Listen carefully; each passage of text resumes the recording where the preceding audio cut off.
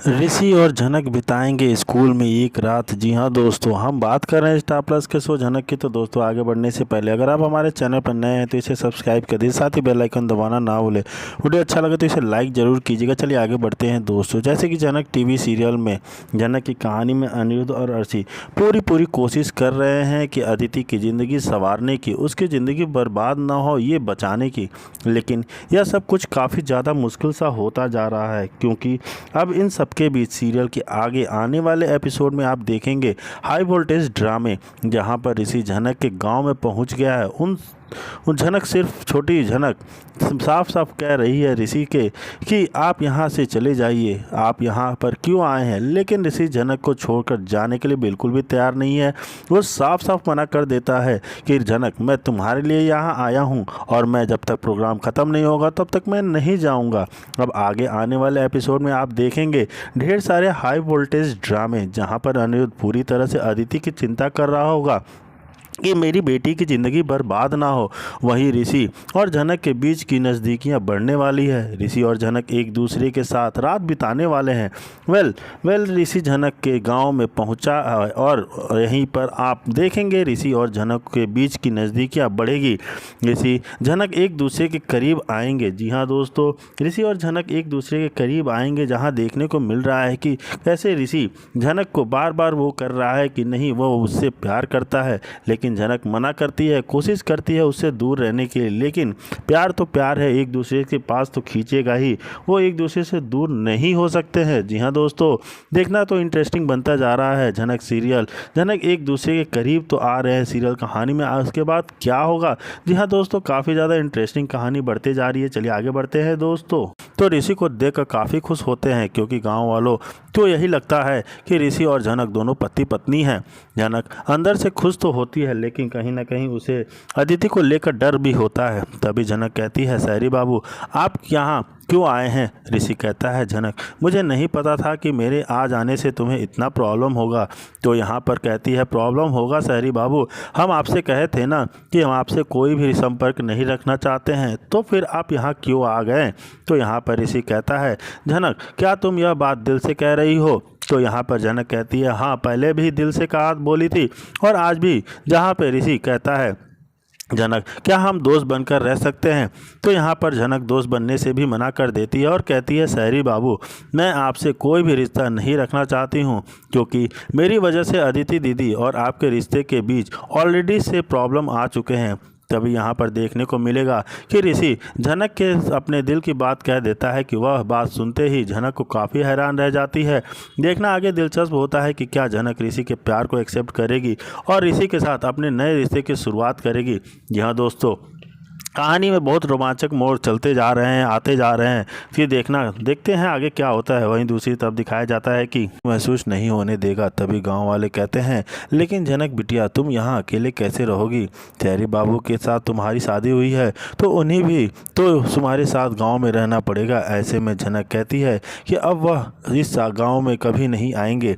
यह बात सुनकर गाँव वाले काफ़ी ज़्यादा गुस्से में आ जाते हैं और कहते हैं, झनक बिटिया तुम क्या कह रही हो। सहरी बाबू तुम्हारे पति हैं और तुम्हारा साथ देना उनका कर्तव्य है। वही देखने को मिलेगा कि यहाँ पर अब झनक अपने रिश्ते के सच का एक बहुत बड़ा खुलासा करती हुई नजर आएगी और कहती है कि सहरी बाबू के साथ कोई भी रिश्ता नहीं रखना चाहती हूँ। आप सब मिलकर मेरी शादी जो है ज़बरदस्ती कराई सहरी बाबू के साथ, लेकिन हम दोनों ने कभी इस शादी को अपनाया ही नहीं। और देखने को मिलेगा कि झनक गाँव वालों के सामने ऋषि से अपना रिश्ता जो है तोड़ती हुई नजर आएगी। वह अपने माथे के सिंदूर को मिटा देगी हमेशा के लिए अपनी मांग से, और गांव वालों को मुंह तोड़ जवाब देती हुई नजर आएगी कि वह उसे ज़बरदस्ती के रिश्ते में नहीं बढ़ना चाहती हैं। वह अपने सपनों को हर तरह आगे की बढ़ेगी। लेकिन हम आपको यहाँ बता दें कि यहाँ पर झनक जो गाँव वालों से ऋषि को बचाने के लिए गाँव वालों से सामने झूठ बोल देती है, बल्कि झनक तो ऋषि से प्यार भी करने लगी है और उसे अपना पति भी मान चुकी है।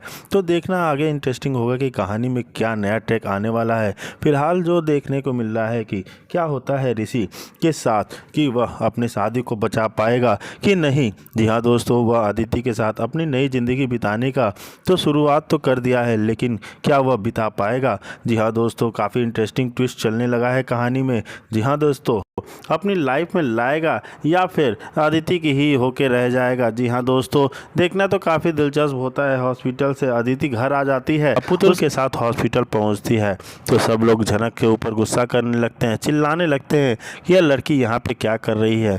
वही दूसरी तरफ आरसी और अनिरुद्ध भी उसके ऊपर ब्लेम लगाते हुए कहते हैं कि तुम यहाँ पे क्या कर रही हो, तुम्हें यहाँ पे नहीं आना चाहिए था। झनक बोलती है कि मैं यहाँ पे बस अदिति दी को देखने आई हूँ। पुतुल कहती है ये बस मेरे साथ आई है कि अदिति का हालचाल जान सके वो कैसी है। यहाँ दोस्तों वहीं फिर देखा जाएगा जब अर्शी और अनिरुद्ध उसको खरी खोटी सुनाने लगते हैं तो वह झनक भी गुस्से में आ जाती है और कह देती है कि आपकी वजह से जो भी हुआ है सब कुछ हुआ है। अगर आपने सच पहले ही बता दिया होता अदिति दीदी को तो आज ये दिन नहीं देखना पड़ता। जो कुछ भी हुआ है वो सिर्फ और सिर्फ आप लोगों की वजह से हुआ है। आप लोगों की वजह से आज अदिति दीदी यहाँ मौत के मुंह में घेल के खड़ी हैं। जी हाँ दोस्तों, अब ये सब बातें सुनकर अर्शी और अनिरुद्ध हो जाते हैं बहुत शौक कि आखिर झनक ने ऐसा क्यों कहा। जी हाँ दोस्तों, देखना तो बड़ा काफ़ी दिलचस्प इंटरेस्टिंग होने वाला है कहानी। जहाँ ये सब होने के बाद ऋषि बोलता है झनक से कि झनक तुम ऐसे क्यों बोल रही हो और तुमने ऐसा क्या कह दिया है कि जिससे इनके पैरों तले ज़मीन खिसक गई हो। जी हाँ दोस्तों, सब देखने के बाद बहुत ज़्यादा इंटरेस्टिंग हो जाता है कि आखिर झनक ऐसा ने क्या कह दिया कि ऋषि और अर्शी और अनिरुद्ध दोनों के पैरों तले ज़मीन खिसक जाती है। उनके बेटी के एक्सीडेंट का जिम्मेदार उनको ही ठहराया है। जी हाँ दोस्तों, उनके बेटी का जो एक्सीडेंट हुआ है, जो उसने हाथ काटा है, उसका ब्लेम सीधा और सीधा उसने अर्शी और अनिरुद्ध पे लगा दिया है क्योंकि उन्होंने ही उससे सच छुपाया था। जी हाँ दोस्तों, अदिति ऋषि का रिश्ता बच सके, झनक खुद भी अदिति को पसंद करती है और अपना बलिदान देने का निर्णय लेती है। वह कहती है कि अब वह घर छोड़ देगी ताकि किसी के भी रिश्ते पर बुरा असर ना पड़े।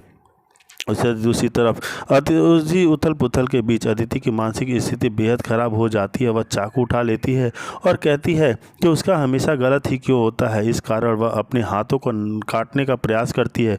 पूरे परिवार में हड़कंप मच जाता है और झनक की जान तो अदिति लेगा बड़ा फैसला। जी हाँ दोस्तों, सीरियल झनक की कहानी होने जा रही है काफ़ी ज़्यादा इंटरेस्टिंग। आने वाले ट्रैक में देखने को मिलेगा कि अदिति जो है अपने बचपन का सच जानने के बाद और ऋषि का झनक के प्रति लगाव होने के बाद अब अदिति खुद को बड़ा कदम उठाने से रोक नहीं पाती है। उसे ऐसा लगता है कि उसे अब हर तरफ से धोखा ही मिल रहा है। एक तरफ उसकी माँ और बाबा ने उसे सच छुपाया, वहीं दूसरी तरफ जिसे वह सबसे प्यार करती थी उसी ने उसे धोखा दे दिया। तो यहाँ पर अदिति ऋषि को एक लेटर लिखती है और कहती है ऋषि शायद अब हमारा साथ यहीं तक का था। मुझे कभी ये यकीन नहीं होता था कि तुम मुझे धोखा दोगे, लेकिन मैं तुमसे यही उम्मीद करूँगी। तुमने मुझे तो धोखा दे दिया, लेकिन तुम झनक को कभी धोखा मत देना। शायद मैं ही गलत थी कि तुमसे प्यार किया, तुम्हारे ऊपर भरोसा किया और तुम्हारे साथ जीवन बिताने की कल्पना किया जो किया, तुम पर उस पर भरोसे के लायक ही नहीं थे। वहीं देखने को मिलेगा कि ऋषि अदिति को हॉस्पिटल ले जाता है। डॉक्टर बताते हैं कि इन्हें ब्लड की सख्त ज़रूरत है। अगर इन्हें टाइम पे से ब्लड नहीं मिला तो इन्हें बड़ा खतरा हो सकता है। वहीं परिवार में से किसी का भी ब्लड ओ नेगेटिव नहीं होता है। तो वहीं दूसरी तरफ पुतुल और झनक दोनों घर पे होते हैं। पुतुल ऋषि को कॉल करती है और पूछती है अदिति कैसी हो। तो यहाँ पर ऋषि बताता है कि पुतुल दीदी अदिति को ब्लड की ज़रूरत है और यहाँ पर किसी का भी ब्लड मैच नहीं कर रहा है। जैसे ही यह बात झनक को मिलती है तो झनक कहती है सहरी बाबू मैं अदिति दीदी को ब्लड दूंगी क्योंकि मेरा ब्लड ओ ग्रुप नेगेटिव है। ऐसे में पुतुल कहती है नहीं झनक तुम ब्लड नहीं दे सकती हो क्योंकि